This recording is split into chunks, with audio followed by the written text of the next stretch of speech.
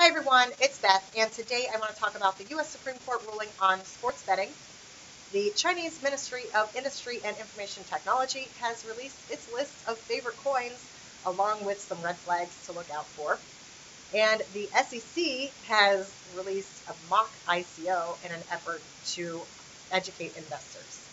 Finally, I'm going to talk about the Iranian collapse of its fiat currency and people fleeing towards crypto there. So first, let me remind you that I am not a financial advisor. Everything I say here is only my opinion. So please take the time, do your own due diligence, and then remember to never invest anything that you are unwilling to lose. Okay, so first up is the Supreme Court has just legalized sports betting. It said that states can legalize sports betting if they want to. And this is coming because of the court decided to uphold the legality of a 2014 New Jersey law that permits sports betting at casinos and racetracks within the state. Previous to that, I think it's just Nevada that is able to have sports betting. And according to the Nevada Gaming Control Board, there were reported $4.8 billion in sports bets last year, but that Americans wagered $150 billion illegally each year through offshore black market bookies.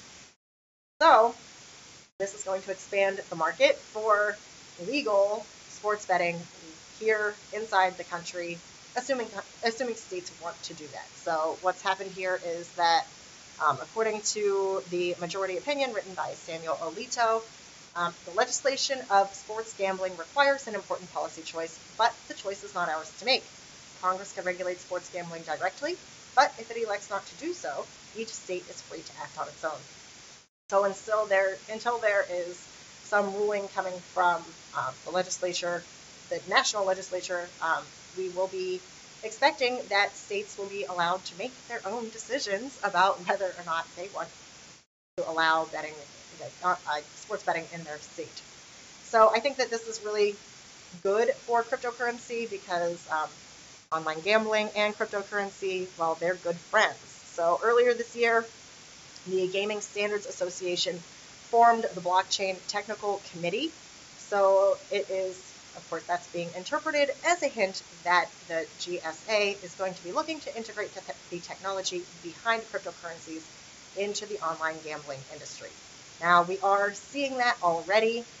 There are a fair number of online bookmakers that do already accept cryptocurrency, but I think that as sports betting becomes more acceptable, that we will see, more options coming. So that's fantastic.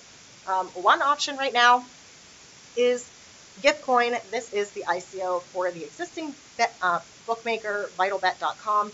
I have a review about this ICO if you guys are interested, but the ICO is still going on. I thought that was interesting to point out since this story came out.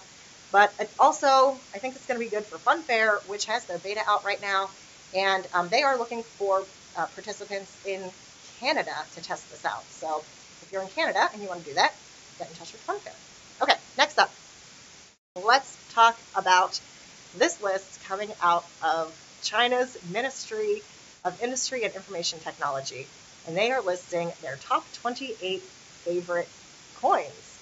That's based on the technology, application, and innovation of each coin. They gave each one a ranking in that sub-index. So they have Ethereum ranked here at number 1, but we need to come all the way down here to number 13 before we find Bitcoin. And we find another one listed as ranked 13, and that is Verge. So I think that this list is really great for the Verge community. And it's really a pretty interesting list the way that they put this all together. Bitcoin gets lots and lots of points for innovation, but they are falling short in the application section. So it's very interesting stuff. Now over here, the Chinese government also put out some features of fraud. And basically what they have to say here is if it's a Ponzi scheme, a pyramid scheme, then you should probably stay away from it. If they have not released their open source technology, you should probably stay away from it. And if you don't know anything about the team, you should probably go ahead and stay away from it. This comes pretty much on the heels of the SEC launching a fake ICO called Coin, which the test for whether or not something is a security is called the Howey test. So this is a joke coming from the SEC in an effort to educate investors. Excuse me. So there's a countdown. They say to definitely be on the lookout for a countdown, be on the lookout for guaranteed returns, and just basically just to keep yourself safe out there. But if you do try to buy coins from the ICO, they are going to redirect you to an educational site on sec.gov. So that is definitely interesting. I certainly think what I like about it is that if we really want to believe that the SEC is out to help prevent fraud, then educating investors is certainly a better way to go about that, I think, than to preemptively regulate. Because I think regulation at this stage of the game in cryptocurrency can really have a negative effect on the direction that the industry will go. If you give something a name, you kind of define it. So anyway, I think that it is great that they are focusing on education, at least in this example. All right, next up, that is, come on, load. So this is on Coingate.com, and it is an article here about people turning to Bitcoin with the crash of the Iranian rial. So obviously, President Trump withdrew from the nuclear deal that was in effect, I guess, with Iran, and at that time, the price of what was already a declining value of their fiat currency really crashed. So in 2016, $1 US was equal to 29,851 reals.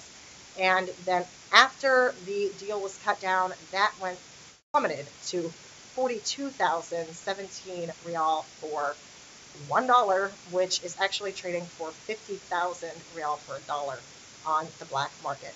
So hyperinflation of fiat currency this is not the first time we're seeing that. This is this is what happened in Venezuela also, where people have been able to hold on to some of their value with the dollars that they had left by getting into cryptocurrency. So this article is saying that it says that Iranians have already siphoned off $2.5 billion in crypto from the country. So I think that it's just great that cryptocurrency is around so that there is another option for these countries whose fiat currency is just not stable. So there you go. That's what I have for you today.